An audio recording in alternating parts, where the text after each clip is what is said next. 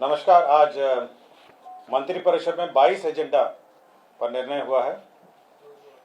सबसे महत्वपूर्ण जो एजेंडा है वो हमारे राज्य सरकार में महिला सरकारी सेवकों के संबंध में है।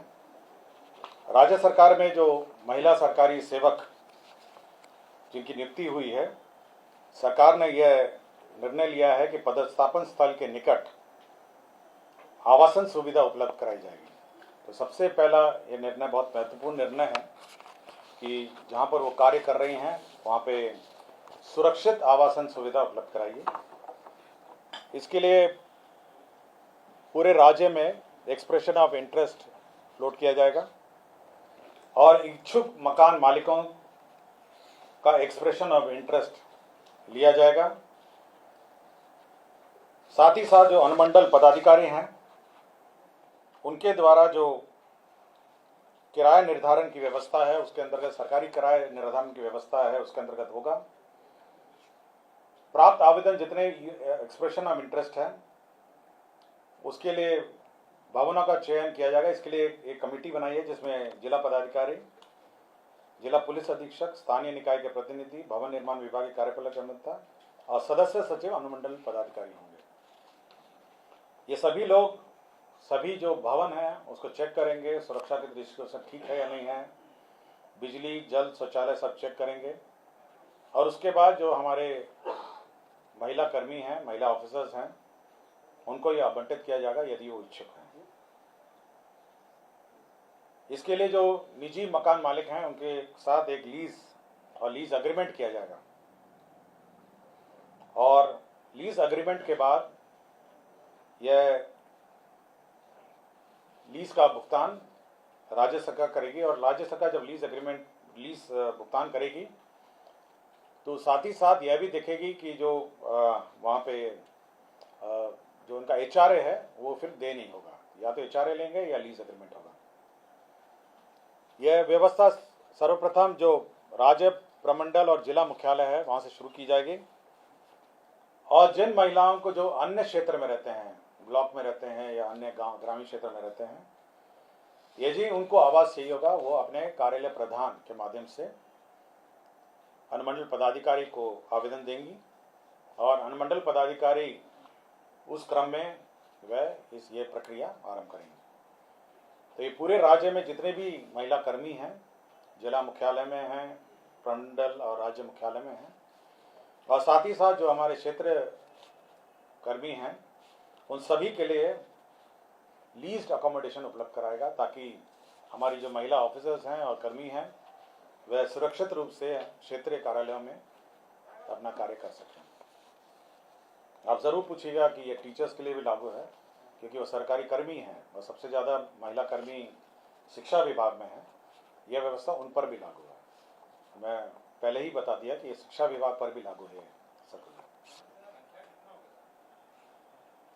महिला बहुत ह्यूज संख्या में ना, शिक्षा विभाग में तो आपका 50 से ऊपर है, 50% से ऊपर के आसपास हो गए और 6 लाख हैं तो मोटा मोटी आप समझ लीजिए 3 लाख तो महिला कर्मी हैं और बाकी अन्य विभाग में भी जो परसेंटेज ऑफ रिक्रूटमेंट है 35% जो शैक्षिक आरक्षण है महिलाओं का और 3% 90 जो महिलाओं के लिए आरक्षित है, पिछड़ी जाति वर्ग की महिलाओं के लिए 3% है और छोड़ के 97 का 35% जो है शैक्षिक आरक्षण महिलाओं का है। तो इसलिए बड़ी संख्या में विमेन ऑफिसर्स हैं और विमेन कर्मी भी हैं। कैबिनेट में निर्णय हुआ है कि हमारे महिला कर्मी और महिला ऑफिसर्स को आवास उपलब्ध कराया जाए। दूसरा एक निर्णय हुआ है नगर विकास एवं आवास विभाग से संबंधित है।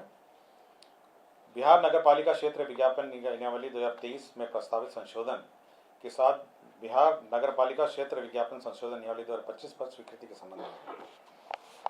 तो इस संबंध में जो निर्णय हुए हैं उसमें जो विज्ञापन है, नगर क्षेत्र में विज्ञापन है, उसके बारे में नए गाइडलाइंस इशू हुए हैं जिसमें किस प्रकार के विज्ञापन लगेंगे, क्या उसके रेट्स होंगे, यदि रेट का भुगतान नहीं होगा तो उसको हटाया जा सकेगा। तो ये सारे प्रावधान किए गए हैं।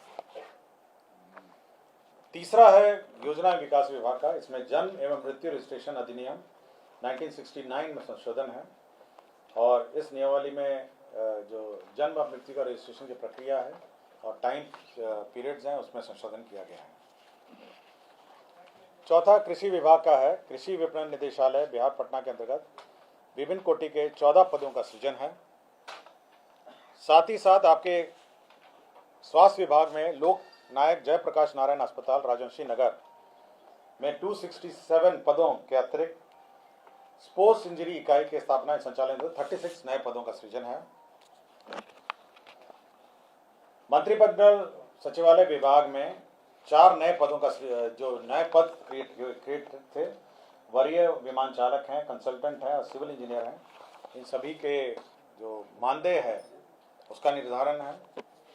समाज कल्याण विभाग के नियंत्रणाधीन ICDS के जो लिपिकीय संवर्ग है संशोधन नियमावली स्वीकृत किया गया। पशुपालन एवं मत्स्य संसाधन विभाग के अंतर्गत बिहार गव्य संवर्ग भर्ती संशोधन नियमावली 2025 की स्वीकृति दी गई। बिहार खेल लिपिकीय संवर्ग भर्ती सेवा शर्त नियमावली 2025 की स्वीकृति दी गई। बिहार खेल संवर्ग भर्ती एवं सेवा शर्त नियमावली 2025 की स्वीकृति दी गई। बिहार अधीनस्थ खेल संवर्ग भर्ती एवं सेवा शर्त नियमावली 2025 की स्वीकृति दी गई।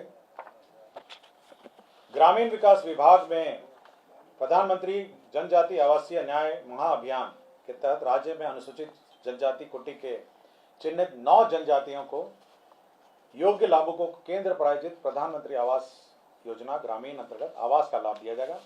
मैं पढ़ देता हूँ ये कौन से नए 9 जनजाति हैं। एक तो असुर है, दूसरा बिरहोर है, तीसरा बिरजिया है, चौथा हिलखरिया है, पांचवा कोरवा है, माल पहाड़ी है, परैया है, सूर्या पहाड़िया है एवं सावर जनजाति हैं।